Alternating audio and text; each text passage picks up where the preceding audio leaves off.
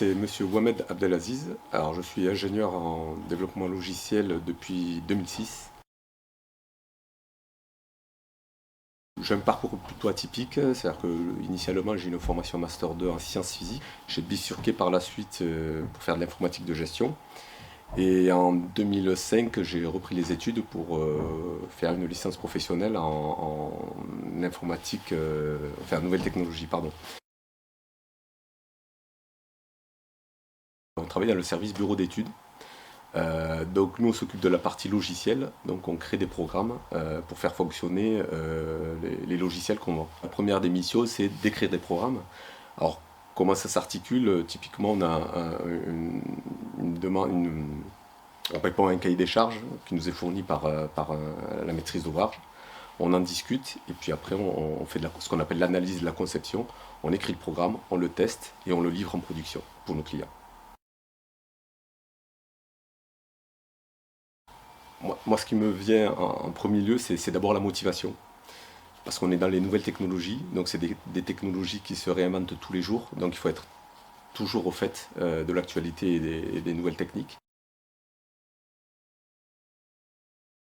L'aspect relationnel, la créativité, et c'est un travail qui se renouvelle tous les jours. On ne fait jamais la même chose. Voilà, très évolutif. Alors ES2I, c'est une grosse PME qui est leader dans son secteur au niveau national. Donc c'est une société qui est assez imposante, mais qui a gardé cet esprit familial. Donc le relationnel, c'est ce qui est mis en avant. Deuxième point dans mon service, c'est qu'on a une pression très positive. C'est-à-dire qu'on va tous dans le même sens. Oui, oui. Alors, donc le télétravail nous a été proposé depuis le Covid.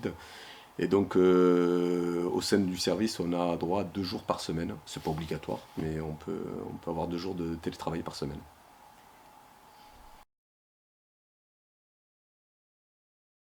La relation, elle est très bonne, hein. Enfin, au sein du service, déjà, au niveau du bureau d'études, donc on communique énormément, hein. C'est le métier qui l'impose. Mais même au-delà du service, hein, on travaille quasiment avec tous les services. Notamment, ils font venir des coachs sportifs, on a une salle de sport. Et régulièrement, tout est mis en œuvre en fait pour cimenter fait, le groupe et pour que on ait sans cesse euh, du relationnel en fait. Le maître mot c'est vraiment le relationnel. Voilà, c'est éviter que chaque service travaille dans son coin et créer des tensions, hein, parce que souvent c'est dans les non-dits qu'en fait les tensions arrivent. Donc là, non, tout est fait pour que tout se passe bien en fait. C'est vraiment la cohésion du groupe quoi, qui est mis en avant.